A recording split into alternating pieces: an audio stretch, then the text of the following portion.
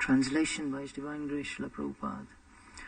By remembering the lotus feet of the Panchatattva, a dumb man can become a poet, a lame man can cross mountains, and a blind man can see the stars in the sky. Purport by His Divine Grace. In Vaishnava philosophy, there are 3 ways for perfection, namely sadhana siddha, perfection attained by executing devotional service according to the rules and regulations; nitya siddha, eternal perfection attained by never forgetting Krishna at any time; and kripa siddha, perfection attained by the mercy of the spiritual master or a Vaishnava. Kaviraj Goswami here stresses kripa siddha, perfection by the mercy of superior authorities. This mercy does not depend on the qualifications of a devotee. By such mercy, even if a devotee is dumb, he can speak or write to glorify the Lord splendidly. Even if lame, he can cross mountains, and even if blind, he can see the stars in the sky. Srila Prabhupada ki. So this is such a nice verse. And it may remind us of another verse which we often quote. Mukham karoti vachalam, pangum langayate girim, yat kripatam aham vande Shri Gurun dinatarinam. So there are very similar aspects in this particular verse. We're glorifying the Panchatattva, because the first few verses of this chapter, the author has been systematically glorifying each and every member of the Panchatattva. He started off by offering respectful obeisances to Sri Chaitanya Mahaprabhu, by whose desire I have become like a dancing dog, he says, although I am a fool, and I have suddenly taken to writing the Chaitanya Charitamrita. Then he offers again his obeisances to Lord Chaitanya and again to Nityananda Prabhu, who is very joyful. Then he offers obeisances to Advaita Acharya, who is very merciful, and to that great personality Gadadhar Pandit, the scholar. Then in the verse previous to this, he offers his obeisances to Srivas Thakur and all the other devotees of the Lord. And he falls down to offer them respect and worships their lotus feet. So he's concluding that today with glorifying the Panchatattva in general. And of course all these 5 members that we've spoken about, they're all very important aspects of the Panchatattva. Panchatattvat mukham Krishna bhaktarupa swarupakam bhakta avataram bhaktakyam namami bhakti shaktikam. Different aspects of the Lord descend, his potencies, his teaching aspect, the guru aspect represented by Nityananda, Advaita Acharya, Srivas, different parts are there. And they are very, very much essential for us to advance in spiritual life. It is said that if one tries to make an attempt to worship Krishna, but does not accept the glories of the Panchatattva, then his efforts are doomed to failure. And so that should hopefully inspire us, that we, especially in this season actually of worshipping the Panchatattva. We had the appearance of Advaita Acharya a couple of days ago. Nityananda Prabhu is scheduled to appear soon, and Lord Chaitanya soon after that. So this is how the associates of the Lord prepare the way, prepare the setting for the Supreme Lord Sri Chaitanya Mahaprabhu to come. And he comes not just on his own, but he comes not just as Krishna himself, Krishna Varanam Tusha Krishnam, but he comes not in his normal blackish color, blackish bluish color, but he comes with the mood and complexion of Srimati Radharani. So we get extra mercy in this particular incarnation, because he freely distributes love of Godhead. So here in this trend of glorifying each of those fundamentally important tattvas and persons who give us access to spiritual life, the aspect of worshipping the spiritual master is included here. Prabhupada writes, Kaviraj Goswami here stresses kripa siddha, perfection by the mercy of superior authorities. This mercy does not depend on the qualifications of a devotee. So certainly for me that comes as a great relief, because if my spiritual life depended upon my own abilities and my own ability even to follow the process strictly, I think I would be in a lot of trouble. So at least we understand that there are mechanisms put in place for us. And whichever category we fall into, we can still always take advantage of this principle of receiving empowerment from superiors. Of these 3 categories, we have we have sadhana siddha, those who attain perfection by executing devotional service. Nitya siddha, those who are eternally liberated, and we should never consider them to be impure at any time. And then kripa siddha, those who definitely by their own qualifications don't deserve any great spiritual credits. In this category of kripa siddhi we have a number of persons. Of course we are reading about Bali Maharaj in our Bhagavatam, normal Bhagavatam classes Monday to Friday. And Bali Maharaj himself is an example of this.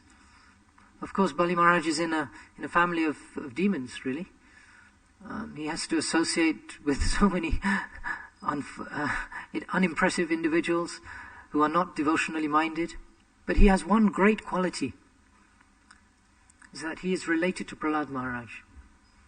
And therefore by that influence, he somehow becomes a devotee. Because obviously if you happen to be the grandson of Prahlad Maharaj, Shri Shri Radha Gokulananda Ki Jai, there is undoubtedly some impact, some samskar that is imparted. And therefore he developed in his own way into becoming a very wonderful devotee, Bali Maharaj. So much so that the Supreme Personality decided to pay him a visit.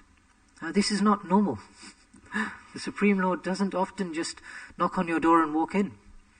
But he did so, and we are obviously hearing of those pastimes, how he came as a beautiful young boy. And at that time, Putana is sometimes stated as being the sister of Bali Maharaj, or sometimes his daughter. It's not quite clear. But she saw Bali Maharaj at that time. And she immediately, her feelings of motherly affection immediately came out. Because he was such a wonderful, sweet brahmachari boy, she immediately felt some natural feelings. And she wanted to nurse him. And he acknowledged this. And he said, yes, in a future birth, I will give you that opportunity, as this is your desire. However, as the story proceeded, and Bali Maharaj ended up giving everything to Vamandev, her mood changed. And of course, she wasn't happy to lose everything. She wasn't happy to see Bali Maharaj put in ropes, the ropes of Varuna, and taken away to the other regions. And so she said, no, I hate this. I will come to kill you. So therefore the Lord gave her facility to do both, or attempt to do both anyway. There's always persons who think they can kill the Lord or harm the Lord. So the Lord plays the game for a little while. He lets them think that they might be winning.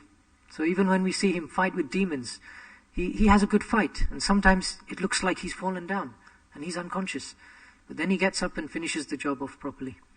So Putana is another example of Kripa Siddhi. Because by her own efforts, she has really no qualification whatsoever to obtain the mercy of the Lord. So we know when she comes later on in Krishna's direct pastimes, the pastime unfolds, she nurses Krishna, she tries to kill Krishna through that same act. Krishna sucks the life force out of her. She assumes this tremendous 8-mile long form. But then everyone sees that she goes back to Godhead in everyone's vision. So this is a great example of a person who really has done nothing positive or nothing favorable to the Lord.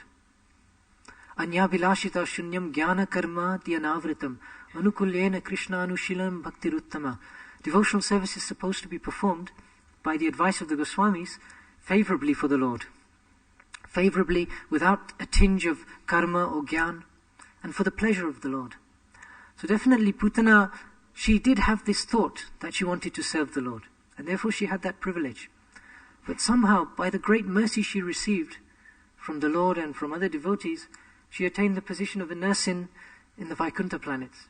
Some say Vaikuntha, some say Goloka. That's a topic for discussion. But she attained the position of a nurse in the spiritual world. Definitely. And it really shows the power of Kripa Siddha.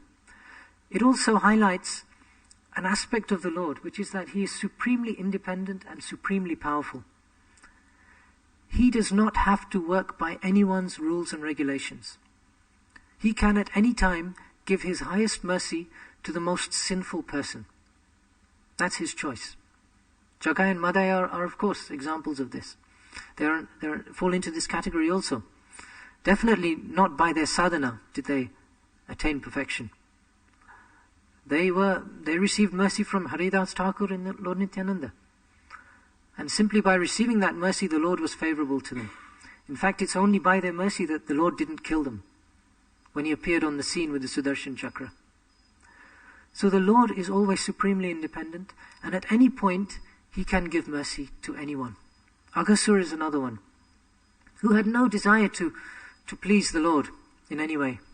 But somehow the cowherd boys, they had some good fun actually, while he made this tremendously big shape, and all the boys rushed into there, exploring the cave.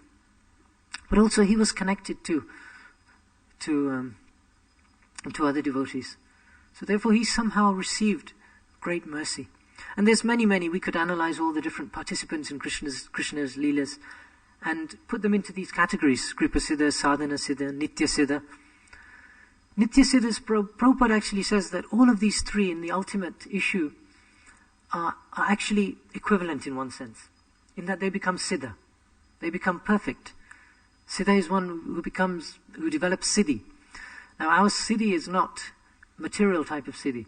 It's not that we are after specific powers, specific mystic opulences.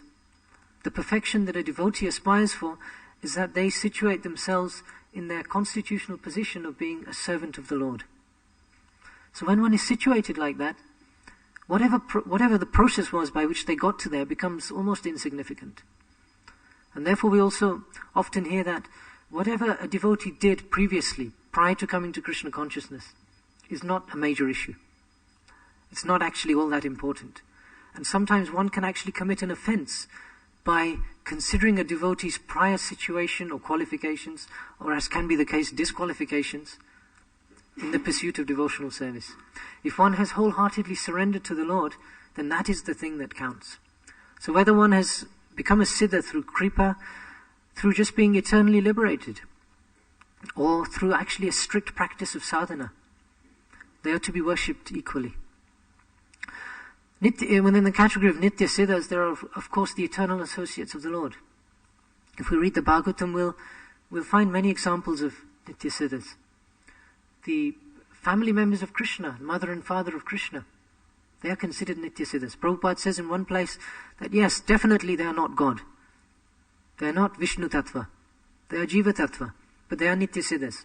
They are eternally liberated, and wherever the Lord goes to perform his pastimes, they go with him. And they please him in that way.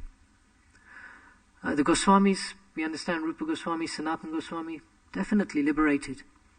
And there are symptoms which manifest in devotees right from a very young age. Narad Muni is sometimes termed as a Kripa Siddha, as a Nitya Siddha, and sometimes as a Sadhana Siddha also. It's interesting because during his previous birth as a maidservant, he did not directly have qualifications to see the Lord.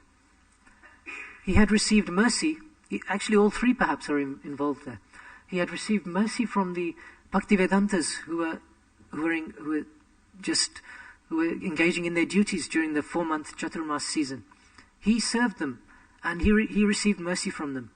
So then finally, once tragically his mother passed away due to a snake bite, Narad Muni took that as the mercy of the Lord, and he proceeded north on pilgrimage after performing whatever duties he had to do. And then the Lord appeared to him. Now this was completely the Lord's mercy. And he explained to him that actually I am appearing here just to increase your attachment for me. Normally someone who is not perfectly pure cannot attain my mercy, nor have my darshan. So I'm doing this simply to heighten and increase your attraction for me. So he gave him a dose of Kripa Siddhi there. And Narad Muni then proceeded in the activities of a sadhana bhakta. He then engaged in some, staunch practice, we can say. He very strictly followed rules and regulations. He followed a process of worship as he had learnt from the Bhaktivedantas. And in due course, definitely, we know what happened. In his next birth, almost instantly he received a body, a transcendental body befitting his status as an eternal associate of the Lord. So sometimes we see that Nitya Siddhas may appear to go through a process of Kripa Siddhi or Sadhana Siddhi. And it's interesting because that can give us good inspiration. Just as the parts that are played by these demons. Of course, we all know the whole story of Jai Vijay and how they took different births. But in those specific births, they definitely were not sadhana siddhas. They definitely were not sadhana bhaktas. They did all sorts of undesirable activities. So in a particular birth, you might not be able to tell the real character of a person. They may appear to progress from a very degraded situation to a very advanced situation. But still it is the fact that Nitya Siddhas sometimes come down and voluntarily undergo this kind of process, just in order to teach people and to increase their faith that it is actually possible for one, even in the lowest form of existence, lowest form of consciousness, to actually progress upwards and become a pure devotee of the Lord. So in the Bhagavatam there are many examples of persons who glorify the aspect of taking mercy from devotees. One such person is King Rahugan. Now we know the story of Jad Bharat. He had a couple of previous lives involved there, but in this particular birth as Jad Bharat, he came as he wasn't interested in the world and he didn't want to be disturbed. His focus was solely on the Supreme Lord. So he walked around like a dumb man, dumb, seemingly deaf, and was not at all interested in what the rest of society had to think about him. So once upon a time this king of Sovira, was passing through his land, and he wanted to cross an area. And so his servants, they engaged Jad Bharat. They thought, oh, you've got a nice strong body, we'll have you can be one of the palanquin carriers of the Lord. But Jad Bharat turned out wasn't a very good palanquin carrier. He was stumbling everywhere, he was jumping, he's not very smooth. If you've ever been on a palanquin or someone's carried you, you'll know that every footstep they take is a major source of discomfort. If you've ridden a horse or anything like that, it's not comfortable. So similarly, the king was experiencing great distress when Jad Bharat was roaming along. He was trying to avoid stepping on the ants on the path.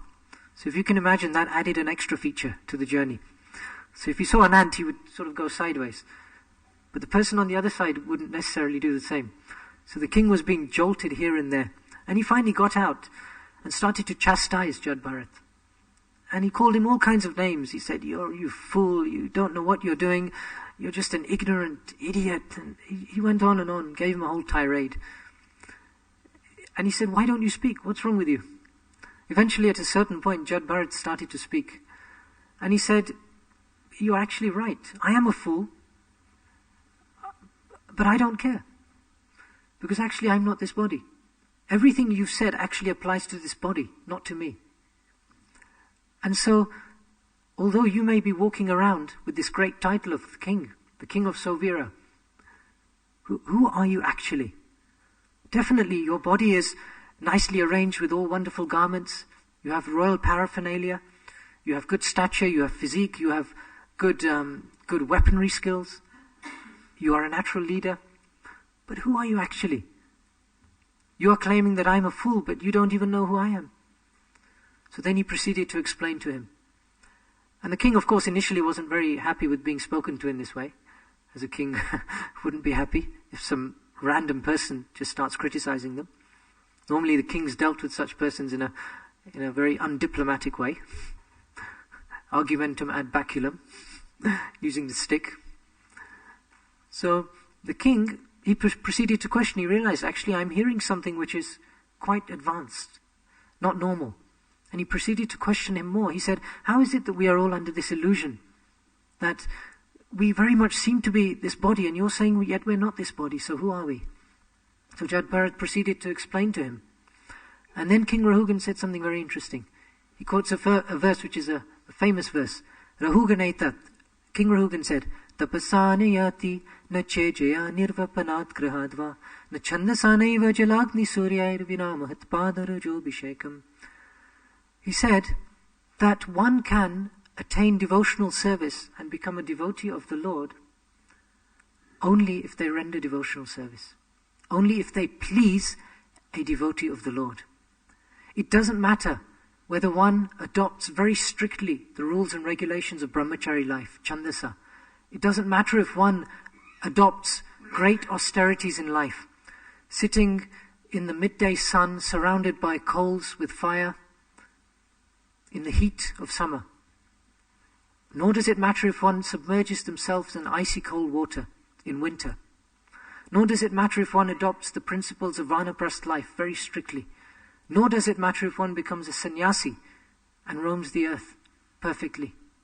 None of these are important. In the ultimate issue, the fact is, has such a person received the shelter of the dust of the lotus feet of a devotee? Vina mahatpada rajobhishekam. Until one has smeared himself with the dust from the lotus feet of a devotee, one cannot actually advance in spiritual life. So, there are many examples like this which hopefully can inspire us greatly. This is actually really all we need to do as a matter of focus. There are the devotees of the Lord. The Lord has chosen them to be His intimate associates.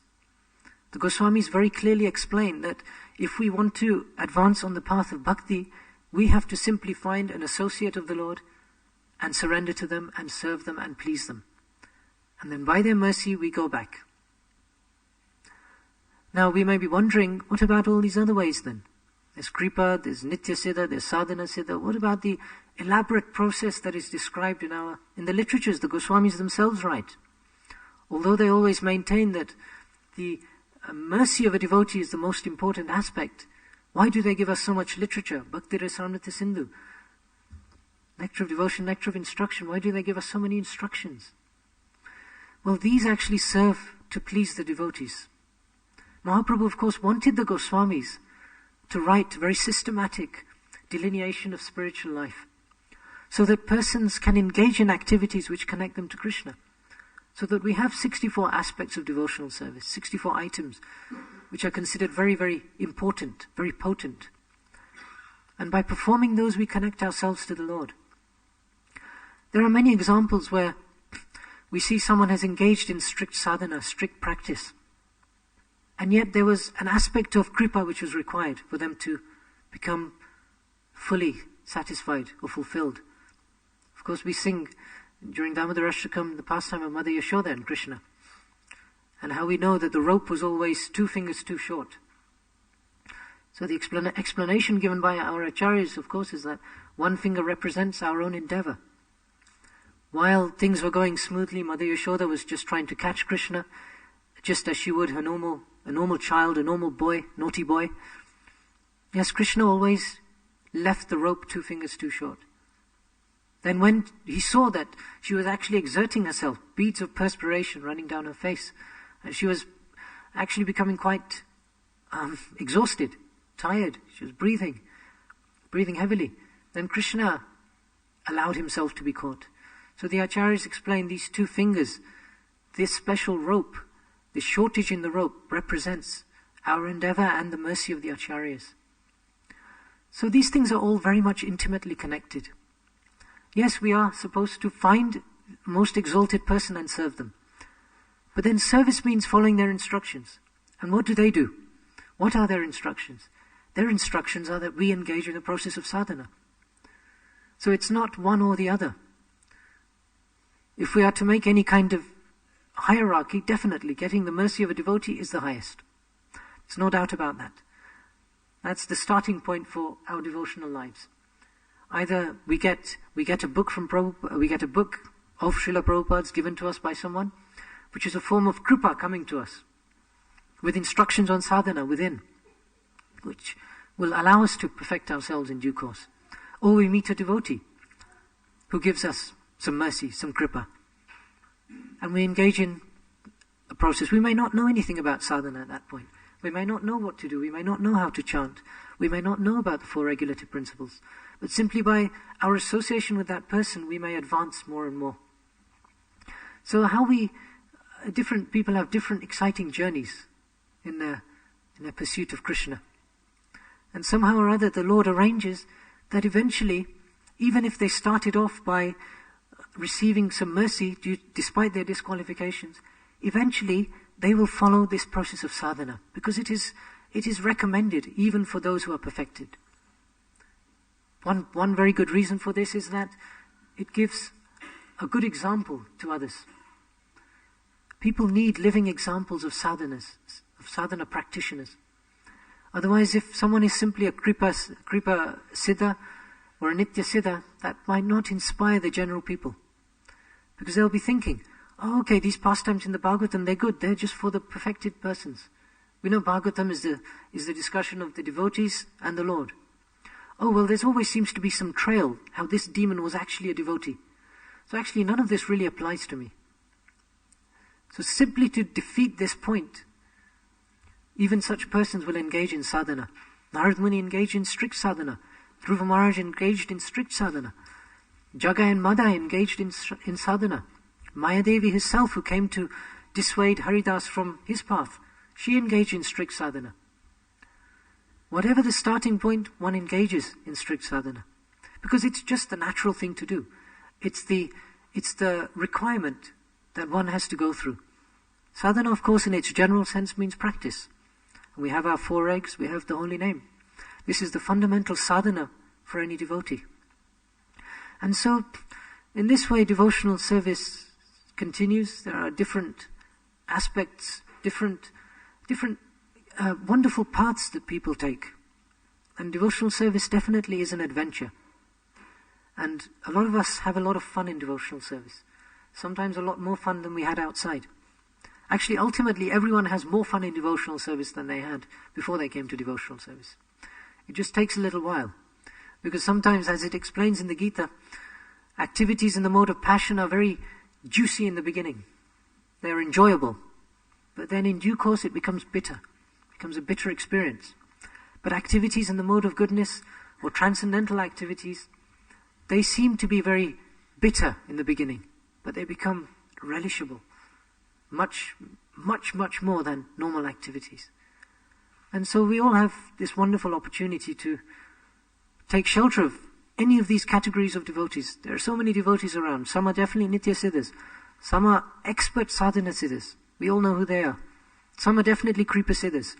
I definitely meet devotees who are definitely by their practice they would seem to be somewhat lacking according to our strict standards. But you can definitely see in their lives how Krishna has protected them right from over an extended number of years. It's very easy to see that externally someone's practice is definitely not up to scratch. But somehow you can see that the next time you meet that person, the person is still somehow going along and Krishna is somehow giving them shelter. So we'll see all 3 categories and we can use that to inspire us in all different ways. Now I would probably want to end the class there because we have another very important discussion, recollection to participate in. Are there any questions on anything else?